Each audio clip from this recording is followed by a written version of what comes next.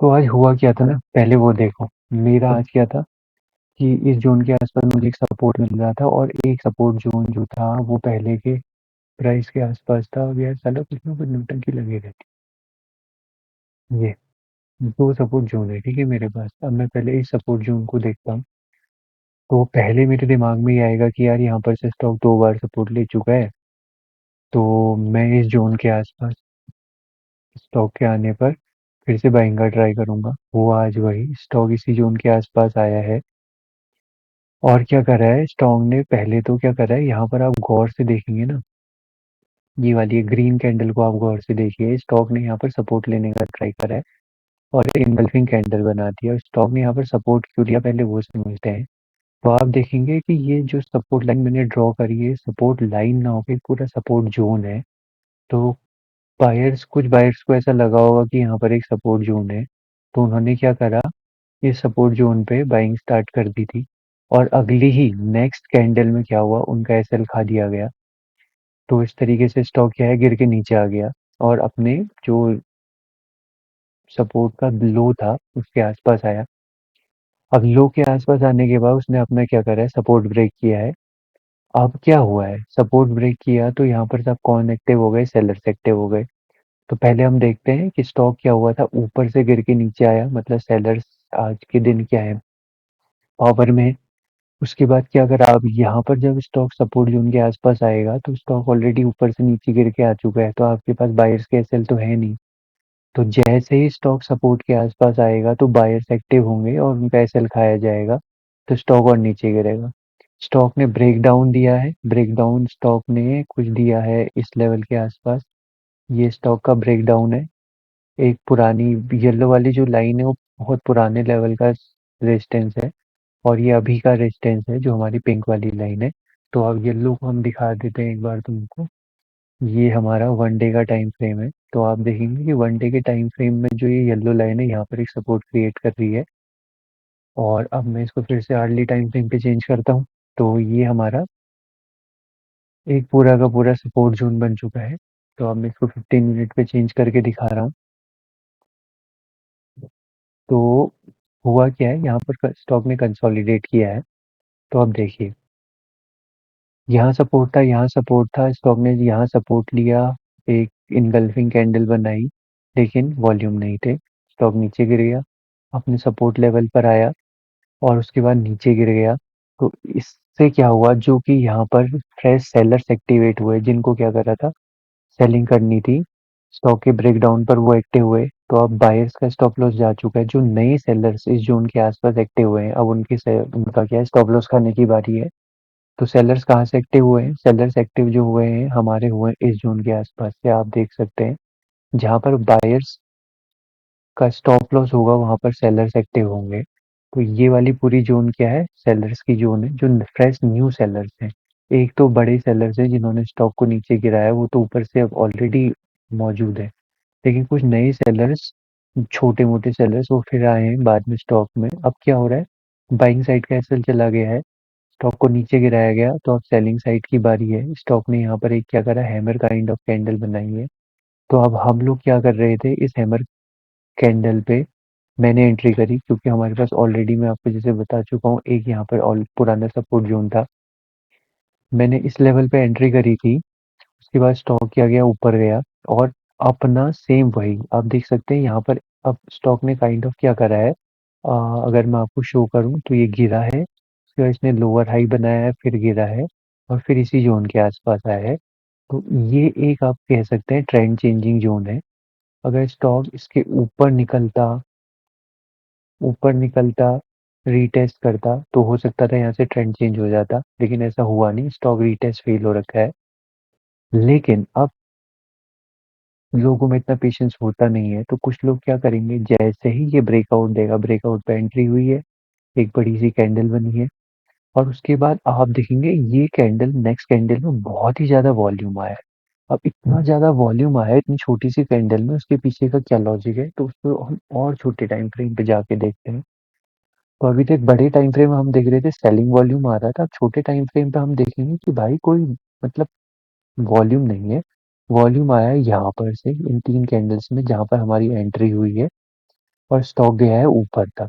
Stock ऊपर जाने के बाद आप देखिए जैसे स्टॉक ने ब्रेकआउट दिया और छोटे टाइम फ्रेम में स्टॉक ने यहाँ पर रीटेस्ट किया है, इस जून के आसपास आप देख सकते हैं यहाँ कहीं पर रीटेस्ट किया है। और उसके बाद ये वाली कैंडल जो आपको दिख रही है एक bullish candle, wait a minute, ये वाली, इसमें क्या हुआ है स्टॉक ने अपने, आप गौर से देखिए स्टॉक ने ट्रेंड चेंजिंग जोन में, आपको ये वाली जोन को क्या बोल रहा था, इस जोन को ब्रेकआउट होगा ट्रेंड चेंज होगा, तो लोगों ने छोटे टाइम फ्रेम में ब्रेकआउट देखा, ब्रेकआउट का रीटेस्ट हुआ और जैसे ही रीटेस्ट का हाई ब्रेक हुआ है छोटे टाइम फ्रेम पे, तो रीटेस्ट का हाई कहाँ पर ब्रेक हुआ, यहाँ पर बहुत ज्यादा ऑर्डर्स एक साथ ट्रिगर हुए हैं। अब इन ऑर्डर्स को ट्रिगर करने के लिए कोई ऐसा व्यक्ति चाहिए जो बहुत हेवी अमाउंट में सेलिंग के लिए तैयार हो, और ऐसे कौन हो सकते हैं, ऑपरेटर्स। तो ये ब्रेकआउट जोन इसकी जोन थी और बायर्स की ट्रैपिंग जोन थी, तो बायर्स को एक्टिव होना तो यहाँ होना था और सेलर्स को एक्टिव होना था तो यहाँ होना था। जैसे ही अब क्या हुआ, इसका ब्रेकडाउन हुआ है इस लेवल का, तो आप देख सकते हैं स्टॉक में एक बहुत बड़ा मूव आया है डाउन साइड को। तो हुआ क्या, स्टॉक डाउन ट्रेंड में था, ब्रेकआउट दिया, लोग इस एक्सपेक्टेशन में कि ब्रेकआउट रिटेस्ट हो चुका है तो वो उसमें एंटर हुए। एंटर होने के बाद क्या हुआ, स्टॉक ने लोगों को फिर से फंसाया और वो उस लेवल पे जहां से उसने एंट्री दी थी उसी लेवल पे वो क्या हुआ, दोबारा पहुंच गया था। तो इससे एक बात तो क्लियर थी कि अगर इस लेवल पर ऊपर पर ट्रैपिंग जोन है बायर्स की, तो आज स्टॉक क्या करने वाला है, मैनिपुलेट होने करने वाला है लोगों को। तो ये लोग जो यहाँ नीचे बैठे हुए थे इनका एसोल खाया जाएगा और स्टॉक दोबारा रिवर्स हो जाएगा। तो मेरे प्लान के अकॉर्डिंग भी सेम वही हुआ था, तो मैंने क्या करा था, जोन पे एसएल लगाया था, लेकिन एक अपने एनालिसिस के भरोसे पे मैंने क्या करा था, इस जोन से एसएल हटा दिया था और स्टॉक ने सेम वही किया, स्टॉक दोबारा मेरे जोन पर आया, स्टॉप लॉस खाया और दोबारा रिवर्स हो गया। तो स्टॉक ने आज दिन भर किया क्या है कि वो कभी बायर्स का एसएल, पहले उसने क्या करा, इस जोन के नीचे गिर के बायर्स का एसएल खाया, फिर ऊपर गया सेलर्स का एसएल खाया, ब्रेकआउट दिया, फिर बायर्स का एसएल खाया, फिर ब्रेक डाउन दिया, सेलर्स का एसएल खाया, फिर उसके बाद स्टॉक सेम लेवल से फिर ऊपर गया। तो इसके बाद मैं आपको थोड़ा बड़े टाइम फ्रेम पे लेके जाता हूँ, यह 15 मिनट टाइम फ्रेम। तो आप देखेंगे पहले इसी लेवल पर एक बुलिश कैंडल बनी थी, दोबारा सेम लेवल पर बुलिश कैंडल बनी।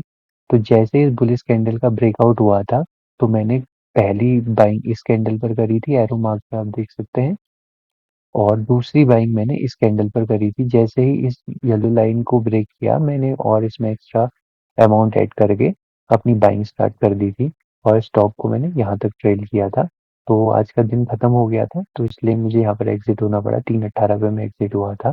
तो स्टॉक बेसिकली अभी क्या कर रहा है, बिल्कुल एक टाइट रेंज में कंसोलिडेट हो गया है, मतलब अभी क्या हो रहा है, एक्यूमुलेशन स्टार्ट हो रहा है स्टॉक में। तो इस तरीके से आज मैंने एक ही स्टॉक में ट्रेड किया था और उसमें भी क्या हुआ था, कंटिन्यू आज क्या रहा, मैनिपुलेशन रहा बहुत ज़्यादा।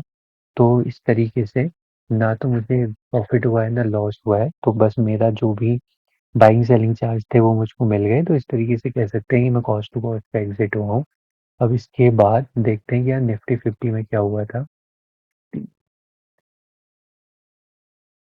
उसका मैंने निफ्टी 50, तो निफ्टी 50 के ये मेरे कल के लेवल्स थे, पहले इनको हटा देते हैं और देखते हैं हुआ क्या है। और just a minute just a minute. तो हमने कल ये देखा था कि निफ्टी ने गैप अप दिया था और गैप अप देने के बाद फिर कंटिन्यू मूव किया था। तो हम लोगों के पास दो तीन पॉसिबिलिटी थी जिसमें हमने कल डिस्कस किया था। हमने कहा था या तो निफ्टी नीचे जाएगा या कंसोलिडेट होगा या ऊपर जाएगा, तो निफ्टी ने तीनों मूव दिखाए हैं। निफ्टी पहले क्या किया है, यहाँ पर एक स्ट्रॉन्ग रिजेक्शन कैंडल दिखाई थी, तो जो इस स्ट्रॉन्ग रिजेक्शन कैंडल को देख के इसके क्या करे थे, ब्रेकडाउन पे एंटर हुए थे, उनका एसएल खाया गया। उसके बाद यहाँ पर फिर से रिजेक्शन कैंडल बनाई गई जो बाद में हैमर कैंडल में कन्वर्ट हो गई। तो वो लोग जो इसके रीटेस्ट पर, ब्रेकडाउन के रीटेस्ट पर या रेजिस्टेंस के रीटेस्ट पर एंटर हुए हैं, उनका एसएल इस बड़ी सी कैंडल ने खा दिया। तो जहाँ पर बड़ी सी कैंडल बन रही है वो यही शो कर रही है कि यहाँ पर क्या हो रहे हैं, बहुत ज्यादा लोगों के स्टॉप लॉस ट्रिगर हो रहे हैं। तो क्या हुआ, पहले क्या करा गया, नीचे गए, तो इस लेवल पर एंट्री थी, यहाँ से स्टॉक ऊपर गया, और उसके बाद क्या करा, स्टॉप लॉस सारे के सारे हिट कर दिए, उसके बाद ऊपर गया और सेम उसी लेवल का रीटेस्ट कर दिया है। अब आप लोग एक चीज देखिए कि निफ्टी ने क्या कर रखा है। निफ्टी इस लेवल पे एक हाई बनाया था, अब निफ्टी ने क्या कर दिया, एक इस लेवल पर अपना दूसरा लोअर हाई बना दिया है। लेकिन ये चीज नोटिस करने की है कि अभी इनसाइड कैंडल है, तो यहाँ से हो सकता है कि इसके लो टच किए बिना निफ्टी ऊपर निकल जाए और इस जोन पे रेजिस्टेंस ले और कुछ टाइम तक यहीं पर कंसोलिडेट करे। या दूसरा तरीका ये हो सकता है कि जो भी ब्रेकआउट में बाई कर चुके हैं इस कैंडल को देख के उनका एसएल खाया जाएगा और निफ्टी फिर नीचे गिर जाएगा। तो पॉसिबिलिटीज तो बहुत कुछ है, लेकिन लाइव मार्केट में ऑब्जर्वेशन के हिसाब से आप अपने ट्रेड प्लान कर सकते हैं। पिछले 2 दिन से मुझे वे की ट्रेड ले रखा है और कल तो मुझे ट्रेड में लॉस हुआ था, आज मैं कॉस्ट टू कॉस्ट एग्जिट हुआ हूँ। तो यही था आज का एनालिसिस।